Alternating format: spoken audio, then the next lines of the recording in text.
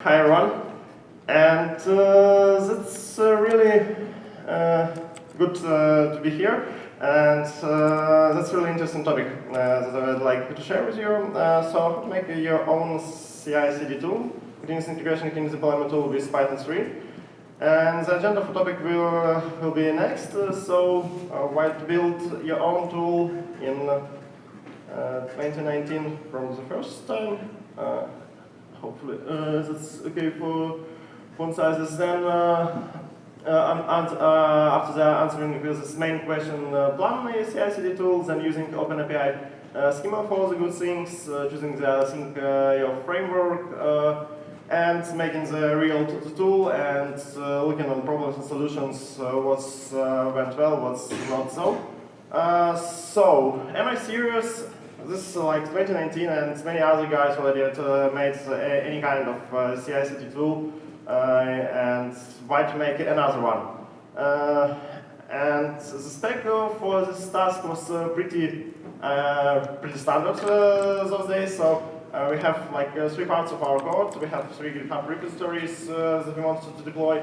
Like we have the repository with Django REST framework API, we have React frontend, and we have some kind of AI code, like there's a bunch of if statements, as you know how AI code works. And the infrastructure just contains like Elastic beanstalk, where application run, where backend run, and Amazon AWS S3 bucket with front-end list. So again, why to build this tool in 2019? The task was quite interesting because we want to deploy not only latest commits by request, like manually from some point from some system, but we also want to deploy some custom commit. And as we have not only production with this system, we have like staging, production, and some kind of demo services. We need actually to put specific version of the code to Amazon. This can be done in many ways. Yes, this can be easily done with Git tags, and then to setting up some CI/CD tool. So for Travis CI, I'm not sure. I never tried to use it in for some projects that not open source. And with all this recent talks, with all this recent acquisition of Travis CI, I have some kind of trust issues with them. For Circle CI, it's a bit expensive for non-open source because you need to pay $50 per one instance per 1 month. So again, it's much cheaper than price for developers, but it's a bit expensive. If we start looking for some open source solutions like drone.io, it's a really great solution. It works like out of box and do everything you need, but the deploy feature for them is not yet there. As of in May 2019, I believe they have this in roadmap to mark builds as what's need to be deployed, but in May we cannot use it for deploy. We can use it for testing, but for deploy we can't use it. For GitLab CI, I'd like to use it, but unfortunately our infrastructure is GitHub. At GitHub, and for GitHub Actions, again, they became more or less available right now, but in May they're not available for us, so we cannot going through it. So we decided to make our own CI/CD tool and name it Hobotnica. You may wonder what means Hobotnica, but actually Hobotnica means octopus integration, so it's pretty easy. Like octopus, GitHub, it's like pretty similar name. And it's Python 3 web application built on top of an asyncio stack, and it's everything it's done is just run, make, deploy command for make test command with GitHub webhooks and make deploy when you press the button in Django admin. So let's start with planning this CI/CD tool. So we need like 3 steps. Yeah, we need to register the project. We need to add GitHub webhook, and we need to actually like integrate with something. Yeah, like with Django, anything else. So I just stop on this slide, and previous slide you can check it later. But for deploying projects, all you need to request some endpoint with your GitHub credentials. Then on that GitHub, we need to check if the user still have access to the repository, rewind the repository, run make deploy, and as deploy is time of the process, we need to have some kind of status page that shows that the deploy is in progress, the deploy is finished, done, cancelled, etc. And we also need to take care of some kind of environment parts, but that's not a big deal. And that's when I start planning this kind of tool, I start thinking on how properly do it, yeah? How properly set up, how properly specify all my requirements, how properly to show the tool for other team members. And in that time, I'll get into OpenAPI schema, and I'd like to share many good words about it for a few next slides.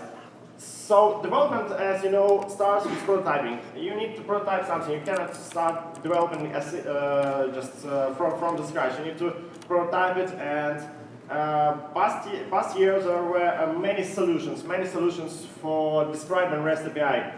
Most notable is like Swagger, that I believe very common for describing REST API. Also Core API, JSON API, RAML, and I can even add GraphQL here also, even it's not the REST API. But many options leads to tough decisions, like which solution I need to use, yeah, like how to generate this format specification file,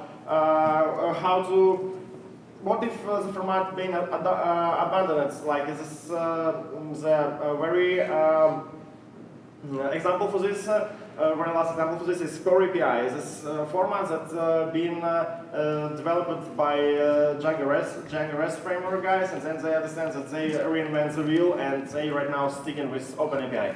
So, Swagger development began 9 years ago in 2019, and it became public in 2015 something. Early 3 years ago, early 2016, Linux Foundation make with this Smart Bear software company, they announced OpenAPI initiative, and the goal for the initiative to make the better standards on top of the Swagger, and to surround it with many tools around it. And let's take a look how we can generate this OpenAPI specification. So first of all, we can generate a specification by ourselves with OpenAPI YAML format. And secondly, there is a tool that named Swagger Editor that allows you to see results of your API specification right in the browser. So you can you just go to editor.swagger.io and start playing with your prototype right away. And as you see, they have like servers, so you can do the request not for localhost obviously, but for like your deployment server if it's satisfy course headers right from the editor. So you have the tool right in your browser to prototype your software. But the last, you can also provide the OpenAPI schema with some kind of high-level DSL, and in Python is the most popular way to use API for it, and with Marshmallow plugin. So, when we stick with OpenAPI, we need to choose the web framework for this CI/CD tool.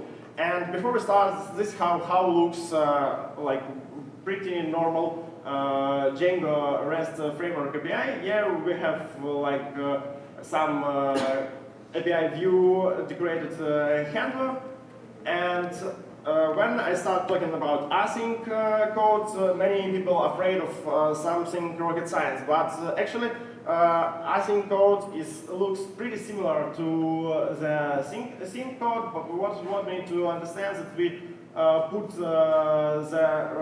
all our request handlers as coroutines async def with async def, and when we use some IO-bound operations, we need to use awaits for them. So there's no big difference actually between synchronous and asynchronous code in Python nowadays. And what are options for synchronous web framework? First of all, this IOHTTP tool.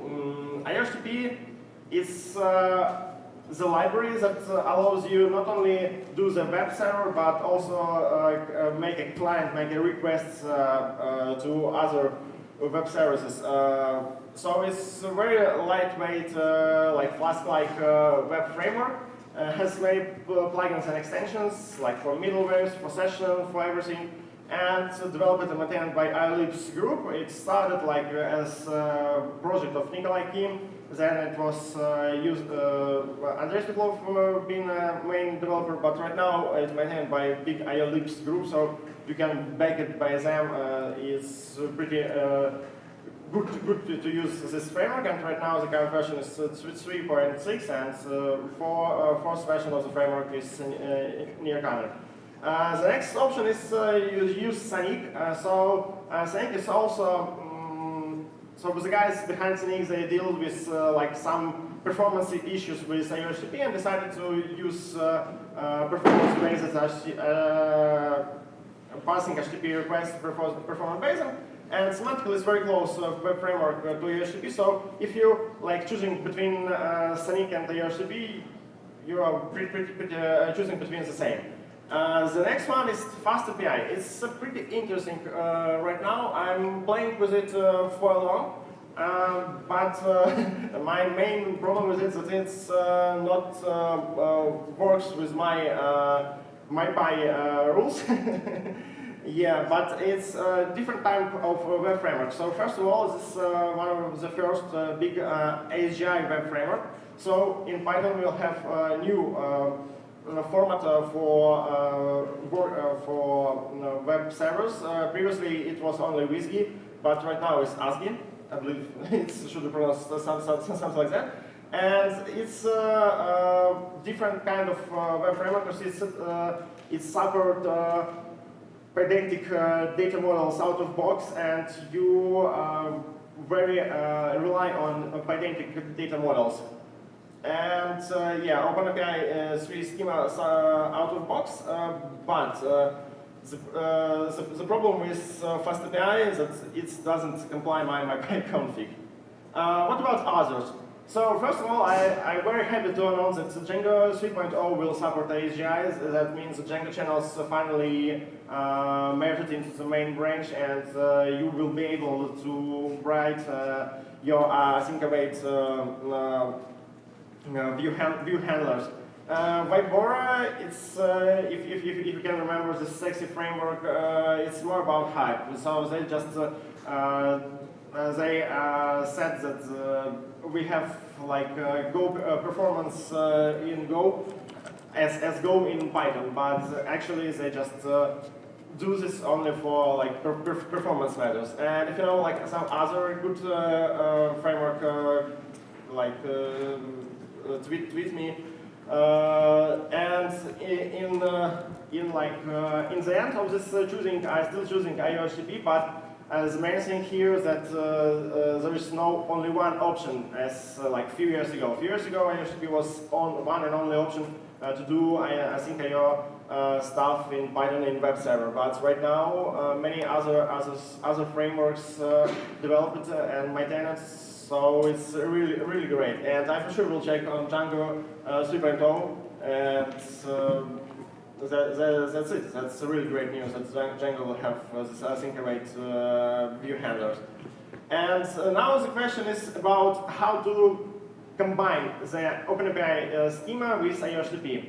And this is not a very good topic to talk about, because all the solutions they have these solutions is not satisfy our team. Because many of these solutions still rely on Slugger 2 schema and don't support OpenAPI schema. Like the most popular IOHTTP API spec is the best choice. It's the most natural way of doing this IOHTTP and OPI connection. But they even use API specs that support OpenAPI 3 schema, but itself is produced Swagger 2 schema. Other solutions also not very good, and every solution that's mentioned here is centered about having the schema inside of Python doc streams. That's not pretty natural for me. Then I checked on Pyramid, and they just released Pyramid OpenAPI 3. And they said, what if we support OpenAPI schema by defining paths to our schema? So we don't do this pre-generation schemas. We will not reinvent the wheel. Anyway, we have this OpenAPI.yaml file where everything is wrote down, and we just decorate the view and set which OpenAPI version ID to use, and then access validated data from the request instance. Then I mapped connections that do completely this. Connection is a framework built on top of Flask, and it just allows you to put your OpenAPI schema and then get everything you need. It has an IOHTTP server for some reason, but it's still Flask application, so you need to deal with synchronous code. And I decided just, okay, I'll do this by myself and create the layer of supporting OpenAPI schema with for IOHTTP apps. So you've seen here the app initialization, and the line setup API just put the OpenAPI schema, and that's it. Then we just use this great table definition and just put how to handle our rows, and then just access the data. So you see we have like parameters from the header, we have some security schema, we have body data. Okay, so we finally finish with prototyping, finish with everything, and start our implementation of our CI/CD tool. It took us long, but first of all, we need to work with GitHub API. For GitHub APIs, there are many options, and most obvious and most simplest way is just passing. All you need to pass is just this authorization bare header, and that's mostly it. You need to predefine the session, and then make a request to GraphQL. What's next? So for GraphQL queries, I believe right now there is no good solution in Python, but you can just put this as raw text to the GitHub, and it's pretty straightforward, maybe. Yeah.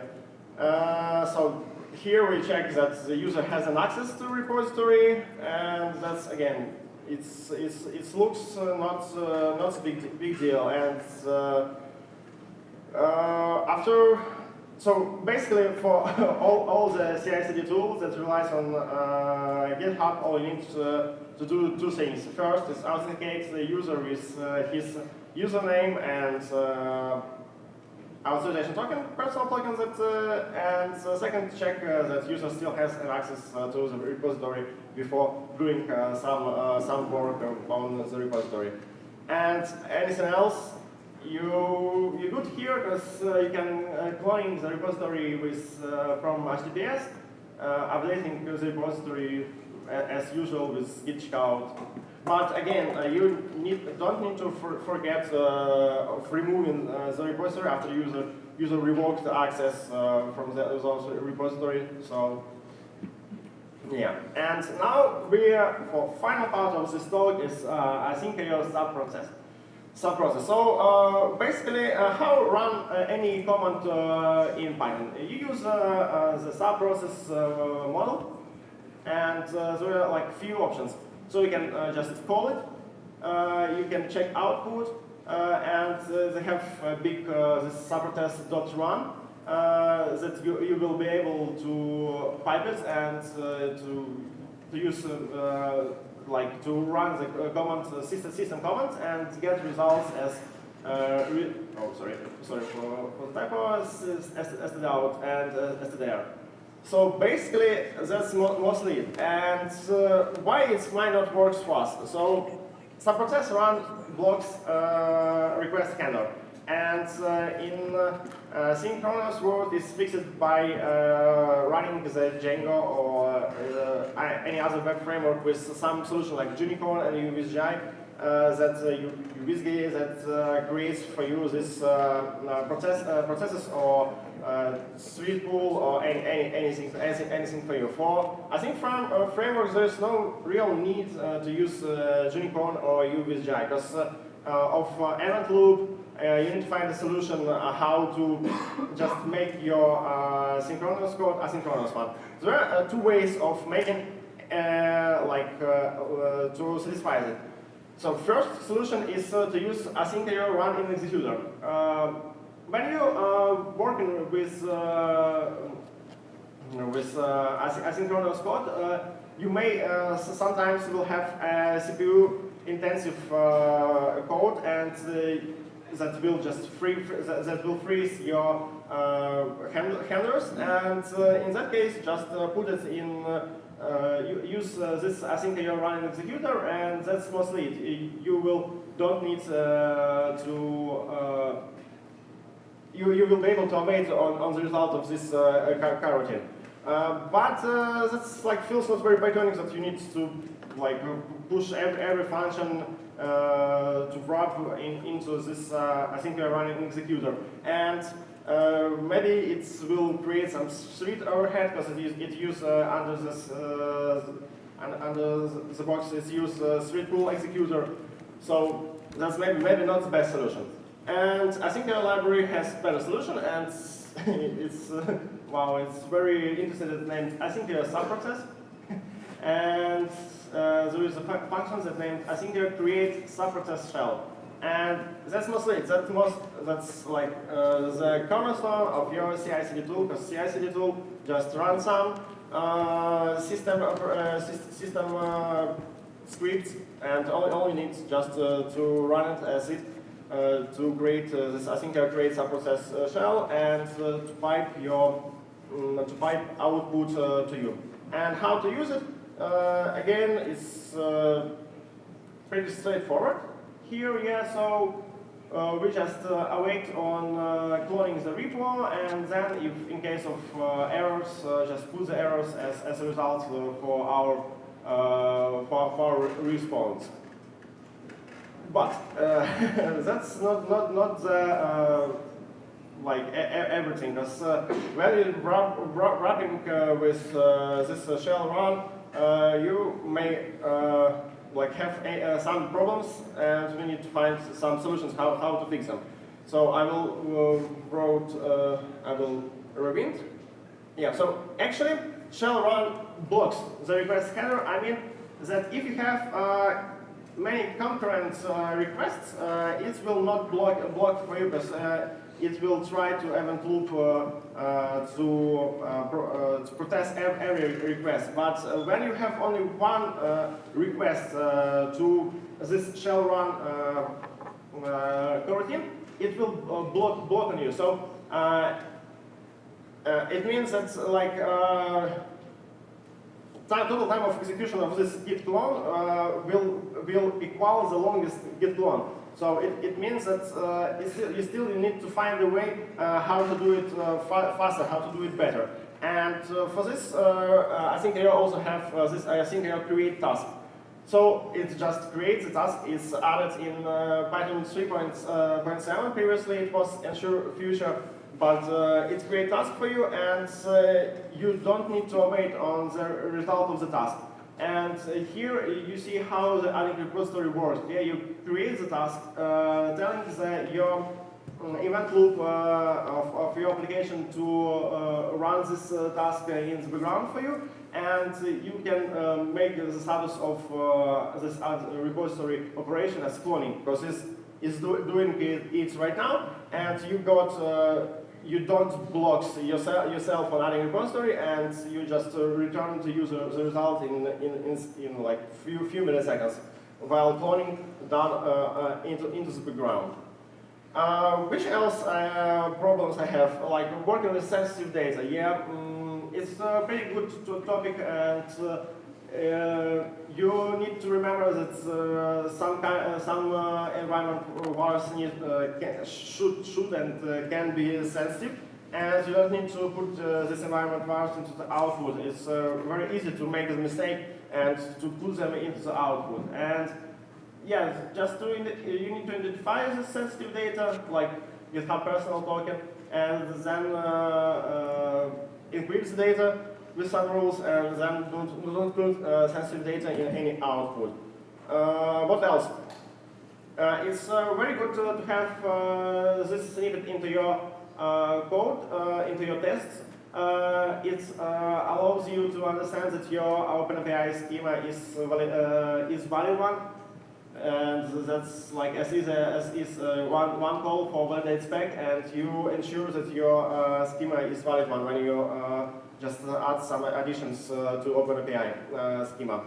And another one problem we have on the early development of this CI/CD tool, that when we running the subprocess, we put the entire OS environ to our subprocess. So like we Hobotnica, this CI/CD tool application work in some environment, and it puts like the whole environment to next subprocess. But that's not the best solution, because like Python, if you specify virtual env environment var, it will run the next process inside of it in its similar virtual environment. But maybe that's not the case for you when you when you're running some installation of some projects on a remote server.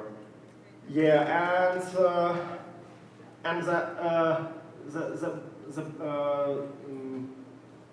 the main problem is with shielding requests in jobs. I mean, you need to deal that as you're running your jobs into the background, you need to understand that on exiting the application, you need to check, you need to wait before this job is done. It's can be done in two steps. The first step, you need to ensure that all idempotent methods are shielding, so they are good with cancelled errors. It means that when some client is cancel their connection, it doesn't broke the code inside coding doesn't broke on next await. Yeah, so you need to shield this request. And second, you need to wait on jobs to done, and this is very easy to do with IOHTTP. So in IOHTTP application, it's a dictionary, and you can put to that dictionary anything you want. It's natural for IOHTTP applications to put connection pools into this application dictionary. And for us, it's natural to put this just jobs list. Jobs is just a list which contains UIDs of jobs that's right now running. And you see, we can like access this application from request context when we in view handler, and from job context when we running the job into the background. And finally, we need just IOHTTP application has on shutdown signal, and we need to put this to on shutdown signal to wait 30 minutes before every task is done. And as we have this ability, we can do easily blue-green deployments. So we can easily make blue-green deployments for our tools. So previously, without blue-green deployments, yeah, we have like only constant port, and Hobotnica run on constant port. But that's not pretty cool, because we need to wait on before previous all jobs are done. in foreground, but we can stop with blue-green deployment. We can stop like in background our previous service and start new one on port I. Right. So this is time for the demo, sort of. This is how looks all this CI/CD tool looks from the perspective of API. So it has like 4 endpoints for dealing with repositories and 3 endpoints for dealing with jobs. And that mostly it. So all you need just to run this post request to first register repository with post request, and then to run your deploy job with post to owner name job. And one thing that I not talk much in this talk is webhook, GitHub webhooks. So again, first you register and generate some unique URL for your repository. Then add this webhook to GitHub, and that's it. And on like you set up on next push or next branch create, you just run your tests and ensure that everything is okay. And in total, our team be able to check the status of our projects. So they have like and have an ability to deploy last commit, and this is a screenshot from the staging, but at production we will have more complicated way to deploy even any commit, any tag, or any branch from Django admin with the help of asyncio. Yeah, and that leads to some conclusions. So conclusion, asyncio is still fun. Using asyncio, like I believe for around 4 or 5 years. I'm talking about this asyncio tool many times, and it became major. And with this Django 3 movement, interest should increase very increased. And the main thing that I learned when I'm doing this thing that I choose REST API powered by OpenAPI schema instead of GraphQL. I had projects with GraphQL, but for some reason it doesn't work for me in Python, because in Python GraphQL is slow. In Python GraphQL is not like supports. Right now it supports everything, but when I use it, it doesn't support like subscriptions and some features. But I still choose the REST API if I need to do something instead of GraphQL. And what is the future? I hope we'll open source it very soon. Right after this tool will store the data in Postgre, because right now it's use TOML files. And after we have better Docker and Docker Compose support, I will open source this project. And with that, it's time for questions.